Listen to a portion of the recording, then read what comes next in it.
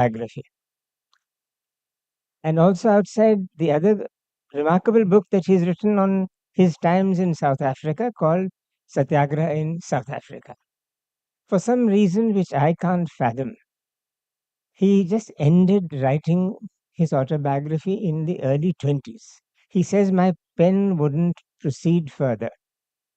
A bit puzzling. And nobody seems to have really asked him, why did your pen refuse to move any further? But there it is. But he talked about his life quite often in speeches and wrote about it in letters and in scattered articles which appeared in the 2 or 3 journals that he edited. I find those observations of his to be of some interest to those who find the man to be of some interest. This description of himself as I am an ordinary man arose in Madras, the city about which we have been talking in the last session, about which we've been thinking and hearing in the last session. He was there in January 1946, and in a gathering of Congress workers, 1,500 of them, he says, a large number, he was asked in the post discourse question and answer session, what is India's future? What is India's future? And he said, I am an ordinary man. I do not know what is India's future. God alone knows what is India's future. And that's how this description came. But I found that description of himself as I am an ordinary man to be interesting today, at a time when the narratives of development speak of the fastest, the biggest, the mightiest. The narratives of history speak of being the earliest, the oldest, the first, statues being the tallest, and literary festivals being the smartest, the sharpest, the best. So at a time like this, when somebody says, I'm an ordinary man, is it just an exercise in modesty, or is there something more to it? I believe in his case, there was something more to it, but something more to it in a very MKG sense, MKG being MK Gandhi. He was being very true to his own assessment of himself. And in the few minutes that I have, I want to just retrace his life to the part contained not in this but in the previous volume, when he is a child, and a little more than a child. I don't know if somebody who's 9 or 10 can be called a child, and somebody who's 13 can be called a child. Certainly not, I think, when he's 13. But when he's around 8 or 9, 7, 8 or 9, he says he was a very scared little kid. He says this himself. He was afraid of the dark. He was afraid of what he calls creepy crawlies in Gujarati. It's a very vivid phrase. He was afraid of all that. And there was a remarkable woman called Rambha who was in charge of the household, could be called housekeeper, who told him, look, it's ridiculous that you are afraid of the dark. It's ridiculous that you should be afraid of going out by yourself. But since you are afraid and you are a scared little, I'll give you a little secret. Just say the name of Rama. Rama. Say Rama, Rama, Rama, Rama. And I think you will not be so scared. So somehow this name Rama percolated into his mind when he was a kid. And then when he was 13, remarkable age to get married in, 13, and His wife was also 13, a few weeks older. He became comparative and he says, I was very scared, but Kastur was not. She was just not scared of the dark. She would go anywhere. She would do anything that she wanted by herself. Without telling me, she would be out. There was no fear in Kastur. I was very fearful. So, this business of being an ordinary man started to become a comparative statement with Kastur, his wife, being not an ordinary woman at all. We fast forward a little to the time in South Africa where he launches this extraordinary Satyagraha, the first mass movement of his, in which 2,000 workers participated. 2,000 workers were energized suddenly, most of them plantation workers, many of them mine workers, to march. There was one trigger for it. There was, of course, the larger issue of the rights of Indian South Africans, but there was one simple trigger, a very close to the skin thing. By a fiat, all marriages, and this was to stop or discourage immigration, all marriages which had not been solemnized according to the Christian system of solemnizing marriages or registered with the government were to be declared illegal retrospectively for the now and for the future. And so women, Indian women, married mothers, suddenly said, this is outrageous. I'm not a wife. I'm a harlot. My children are illegitimate. So we will march. And Gandhi said yes. But when Kastur, his wife, said, I will join them, he said, look, hold on, hold it. I don't know if you really have it in you to march. I know Mrs. Moodley, Mrs. Padiachi, they are very strong women, but I don't know if you weaken in prison, in court, it'll be a reflection on me. So she told him off. She said, I don't care what you think. This law is hideous. I don't need your permission to do what I want to do. I will join the satyagraha. So this little girl, 13, who was not afraid of creepy crawlies, this age, the 30s, was not afraid of the law. And she went ahead and joined the satyagraha. Was given 3 months hard labor. And hard labor in Smuts, South Africa was hard labor. She was asked to do laundry work in prison, which means washing fellow prisoners' clothes. Valli Amma was an extraordinary Tamil girl who was in prison with Kastur at the same time. And she fell ill, nearly died in jail, and was released when the prison authorities felt this woman is going to die. And Valli Amma died within a few days of being released from jail. And Gandhi and Kastur, when they had finished with the work in South Africa, got some kind of an agreement, not a tremendous agreement, but a large agreement, meeting many of the demands of the Indian South Africans, were in London on their way back to South Africa.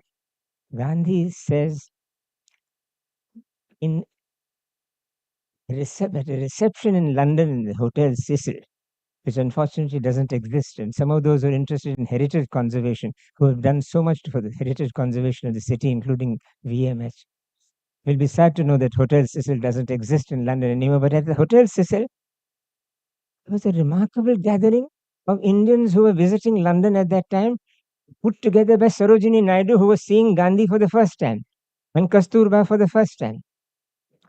The audience, you would be interested to know, had many remarkable persons. Also, these three: Lala Lajpat Rai, the great Indian freedom fighter and I would say radical; Muhammad Ali Jinnah himself; and Bhupendranath Bose, then president of the Congress, who all happened to be in London at that time. And for those who are interested in matters of aesthetics, Ananda Kumaraswamy too. And Gandhi says in it, doesn't say, I am an ordinary man, but he says something like this: Kasturba and I did what we did in South Africa, but it is the extraordinary work of very ordinary people that got us the agreement that we have got with General Smuts. We are nothing.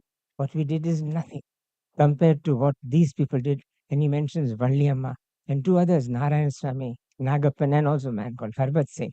2,000 workers. It is they who took our struggle to its culmination. We were very ordinary people. He need not have included his wife in that self deprecation because she was an extraordinary person. But I think he was just trying to separate the two of them from what he described as extraordinary people in South Africa. I'll more or less wind up now by saying that all of us, without exception, know fear. Simple fears could be of individuals, could be of systems, could be of cops, could be of the media. Simple fears. He knew fear and he knew how to overcome it.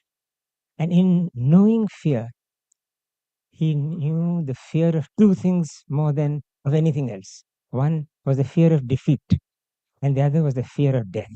There's another thing which almost all of us, have in some way or the other felt: physical violence. I certainly hope that none of us gathered here actually felt assault. Probably some have, but he did. 4 occasions.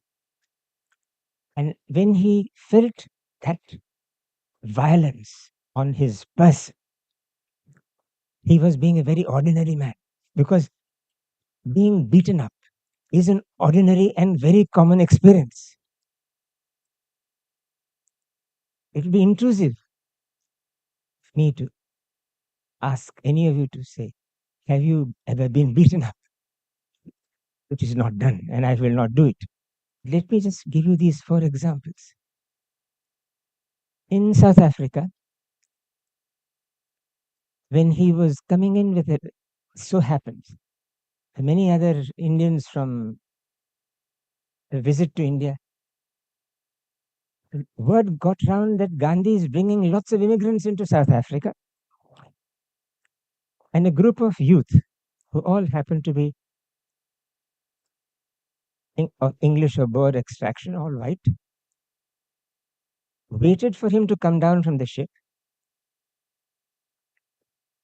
And though he was told, don't go, Gandhi, don't go, there's danger abroad, he went.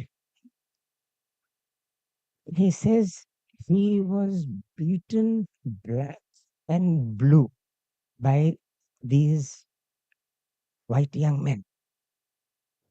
I'm saying white young men, white with reason, not just because this was South Africa, but for another reason which will explain itself in a moment. They pelted him with stones, with eggs, and with very hard weapons made of wood and steel. He clung on to the railings of a house and fainted, and those who were hitting him thought they had probably well nigh finished with him. And not remembering or recounting Rambha, he says, nonetheless, even though I lost or almost lost my consciousness, I, in my heart, did not arraign my assaulters. So Rambha's telling him of don't be afraid, say Rama was not about being tough against toughness, strong against physical strength, but to overcome something else, even the desire for vendetta, the desire to be vengeful. Overcome even that. I did not erase. Few weeks later, he's in prison, his first imprisonment. Now it is given to an African fellow convict, enraged by MKG, to lift him and whirl him around and throw him to a certain distance when he just fell. It was a very traumatic experience. And so he got it from the two major communities of South Africa, white and black. India was still a little away before he got his third huge physical attack. The man believed in compromise. There was this thing called the fingerprint law, that all Indians in South Africa should have a fingerprint in order to be recognized for civil rights. And he said, no way. Fingerprints are in India taken only from criminals. We are not criminals. So he started a huge movement against the fingerprint law and got arrested. And then Smuts sent this message to him saying, are you really against fingerprint as fingerprint, or are you against the compulsion to give the fingerprint?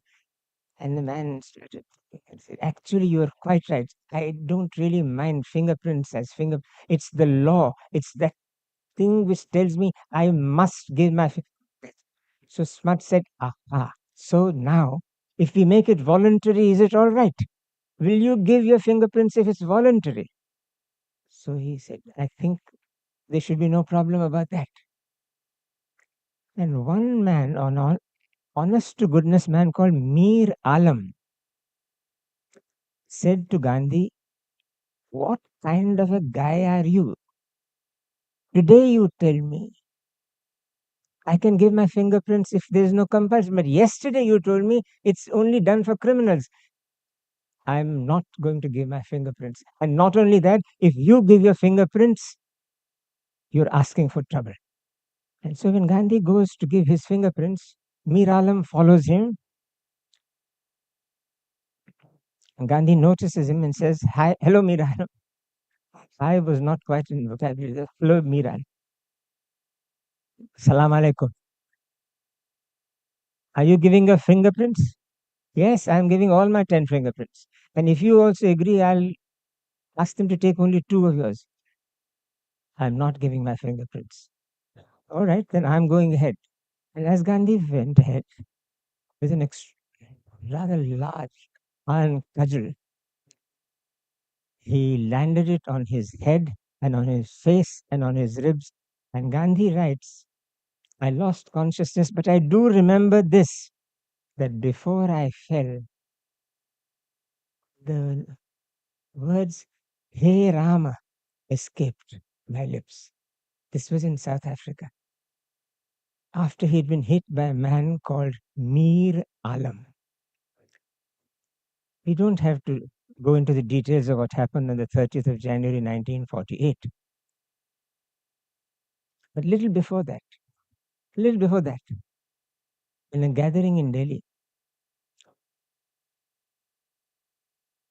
the man was asking his audience to sing what he had crafted with his grandniece Manu,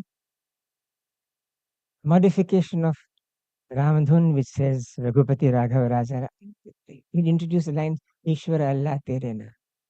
And up rose one or two people saying, if you're saying Ishwara Allah, sorry, we are refugees. We have been hounded out of Pakistan. We will not allow you to say Ishwar Allah. It's fine. If you're not going to like it, I will not conduct this prayer. Stop the prayer. I'll come back tomorrow again, and if you have the objection again, tell me. 2, 3, 4 days objections. Then one day, fifth, I think, when the man got up to object, Gandhi said, I want to understand a little more about why you are objecting.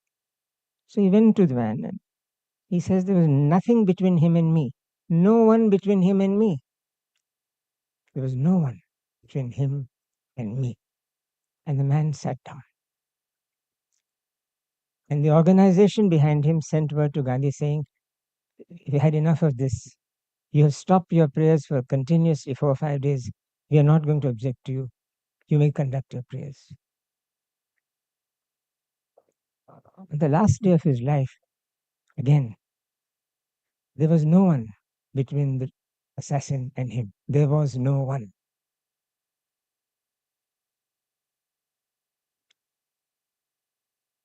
But there was someone. It was that person, we may call him, or that thought, we may describe it as, which Rambha had put into his mind, Rama. Between the assassin and him were a few moments. This book is about things which are not so well known, but which are all very fully described, mostly in his own words, some in the words of his contemporaries as published in his own lifetime. So he is walking, and Manu, his grandniece, is carrying the prayer rosary and the book of prayer, Bhajanavali. So the man holding the beretta nudges her, the rosary falls, prayer book falls. And there is absolutely no doubt in my mind, at least, that when he saw the rosary fall and the prayer book fall, first of all, a very ordinary man. His blood pressure must have spiked. He was very, very hypertensive. Ordinary man, very hypertensive. But when his grandniece has been physically, you can imagine how an ordinary man's BP would go. He must have had that spike. And then he must have seen the man whom he must have recognized because he had encountered him a few years earlier in Panchgani. But that's all that we know. But there was nobody between the two except what Rambha had told him to invoke when afraid. Ordinary man, his ordinariness. According to him, his common link with everybody else, ordinariness, is what made him say Rama. Not extraordinariness, but his ordinariness. It is his ordinariness that provoked the physical assaults on him, because that is our common experience. All of us have, in some form or the other, felt physical assaults, certainly psychological assaults. That is what I think makes him an interesting man. I find it very curious as I now say goodbye to all of you that we should be discussing this man and this book in the shadow of this building, which was created by Curzon, who thought this ordinary man does not deserve an appointment when Gandhi had sought an appointment with Curzon here. When Curzon was viceroy and didn't get an appointment. It's curious. Today, 2024, this backdrop which we owe to Curzon should loom large. It's a discussion of this very ordinary man who loved this city and on his last visit was almost hit by a flying missile stone sent to a person who was standing behind him, who was then just demoted office as Premier of undivided Bengal, SS Shuravardi. Gandhi stood in front of Shuravardi, protecting him. Luckily, stone hit neither of the two, just left a whole lot of window panes smashed. And Gandhi left the city broken in spirit, but not bereft of Rama. I'll end by saying he has his detractors today. Detractors are fine. He never feared them, resented them, but he would have been rather sorry to see the concoctions of pure imagination set up to revile the man who thought he was such an ordinary man. The great lengths to which distortions have gone to describe him as something he never was. But he had one quality which was not so ordinary. That was foresight. And he says, 1915, 1-5, to a man called Indulal Yagnik who said, will you have a huge following? He says, I do not very much worry about securing large followings. I do anticipate that a time will come when my large following may throw me overboard on account of my strict adhesion to my principles. And it may be that I shall almost be turned out on the streets and have to beg for a piece of bread from door to door. 1915. A time may come when I may have to beg for a piece of bread from door to door. What is that piece of bread? He is seeking something from door to door, and that piece of bread is the assurance of people who don't care whether they are white or black, Hindu or Muslim, but who are just human beings.